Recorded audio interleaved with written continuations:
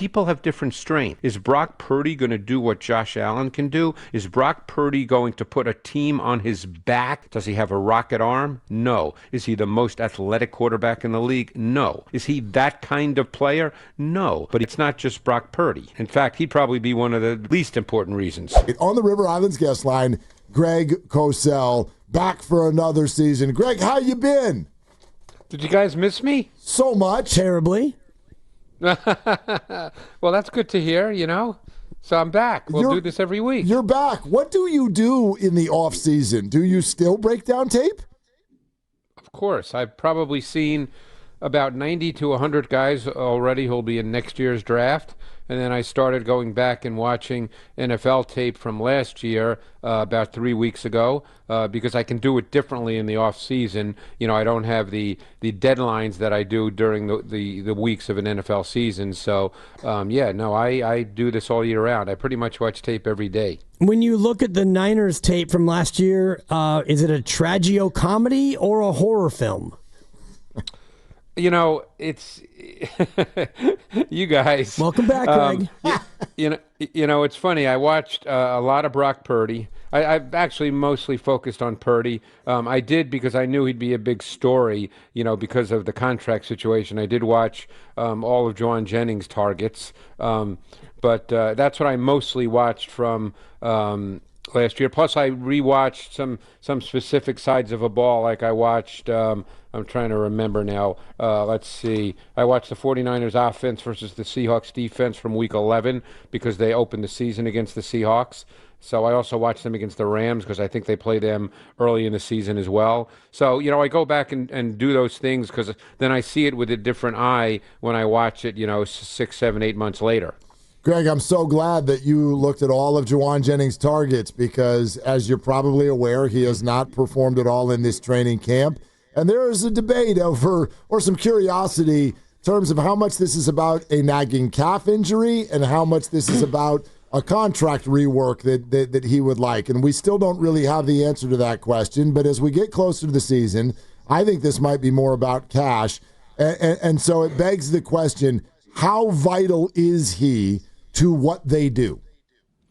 Well, he is vital to what they do, but what it begs the question, and you're seeing it, for instance, in Washington with Terry McLaurin, who's obviously got a bigger track record than Jennings, but the question is, how important is a receiver to his team versus where does he stand in the group of receivers in the league? Jennings, to me, is very important to the Niners, but I don't think anybody's going to say that he's a top 5 receiver in the league. When I watched all his targets, and I took a lot of notes, obviously. I didn't know that, I was going to be doing you guys, so, my notes were not about that. But I have a lot of notes on him. And, I ended up by saying a couple of things.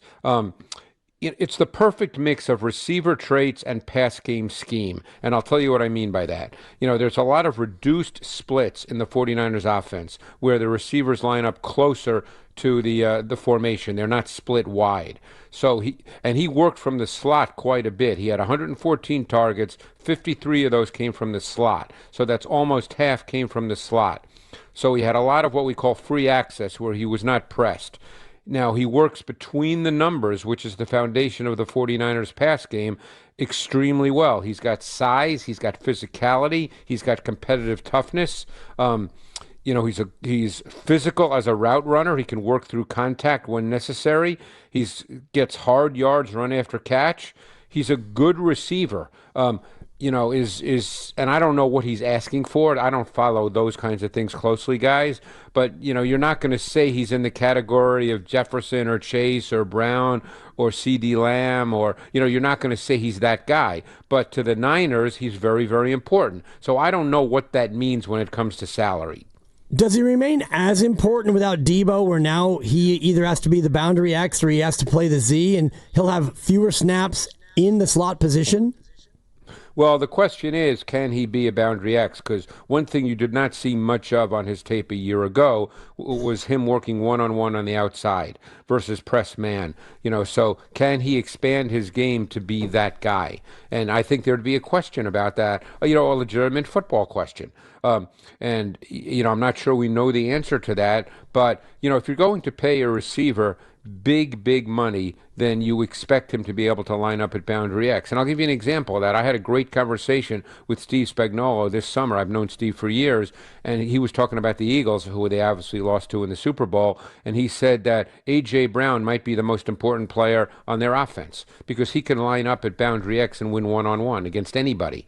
So those receivers, there's not a ton of those guys. So whether Jennings can be that guy, that would remain to be seen. And normally, there's few exceptions. There's always exceptions to every rule. But normally, you're not paying a receiver, in your mind, a team's mind, that kind of money, that big money, unless he can fill that role. Yeah, and so then the next question might be, for example, can Ricky Pearsall fill that role? Would love to know what you think about what you're seeing so far from him in this preseason. Well, I like Ricky Pearsall. You guys know that, and I think that he's a good receiver as well. I'm not sure either one is a true Boundary X, the single receiver to the short side of the field that can line up and, consistently win one-on-one against the higher quality corners in the league.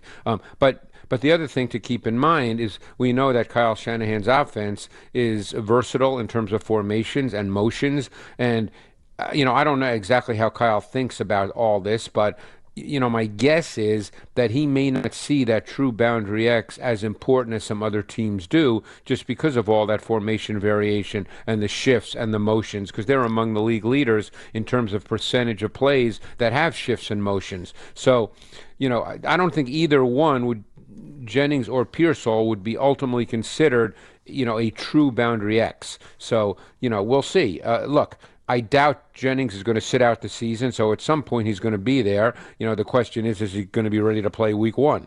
Well, and then all that said, and how it might not be as important in a Kyle Shanahan offense, what if we asked it a different way? Like, do you think that Ricky Pearsall in this offense has the goods to kind of put up what their wide receiver one usually does?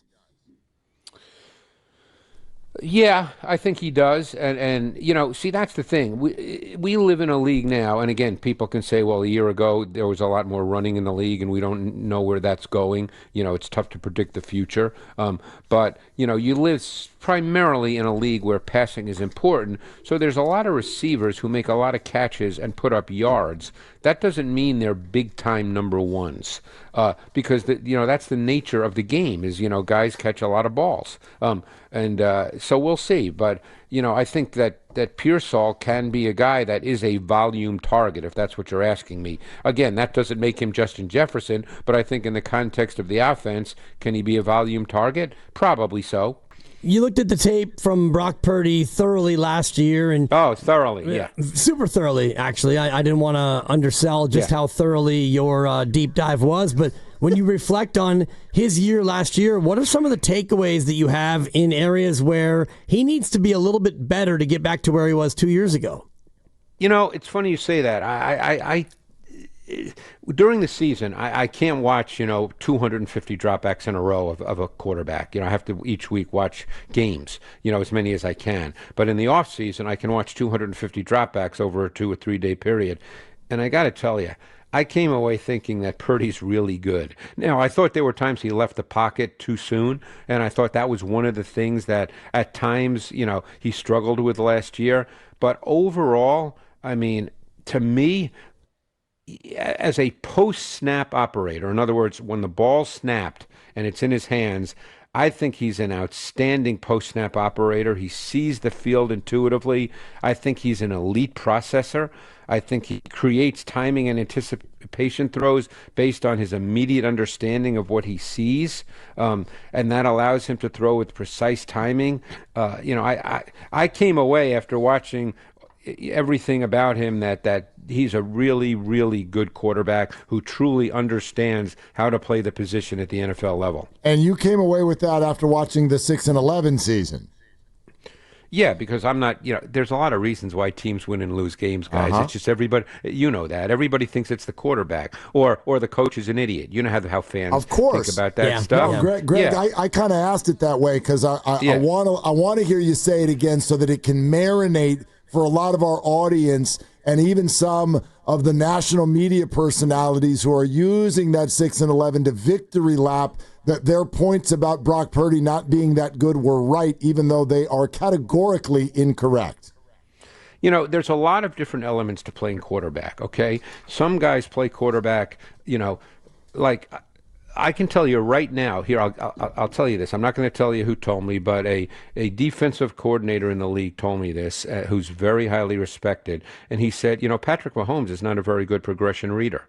Now, okay, that's a coordinator that's played against him. So people listening to that might go, oh, you know, you're crazy. You know, it's Patrick Mahomes. You know, people have different strengths. Is Brock Purdy going to do what Josh Allen can do? Is Brock Purdy going to put a team on his back and win a Super Bowl, quote unquote, by himself? Of course, no one does it by yourself, no matter who you are. But you know what I'm saying. Yes. You know, is he that kind of player? No. So some people might think then, well, then he's not in the top 5. That makes him in the top 10 or 12 or 15, whatever list they want to choose. But when it comes to the subtleties and the nuances and the understanding of how to play the position, Brock Purdy is high level. Does he have a rocket arm? No. Is he the most athletic quarterback in the league? No. But he understands intuitively and innately how to play the quarterback position. You know, look, you guys, I'm sure, have talked ad nauseum going back to last year and probably through the summer about why the Niners were 6-11. You know, and there's many reasons for that, and it's not just Brock Purdy. In fact, he'd probably be one of the least important reasons.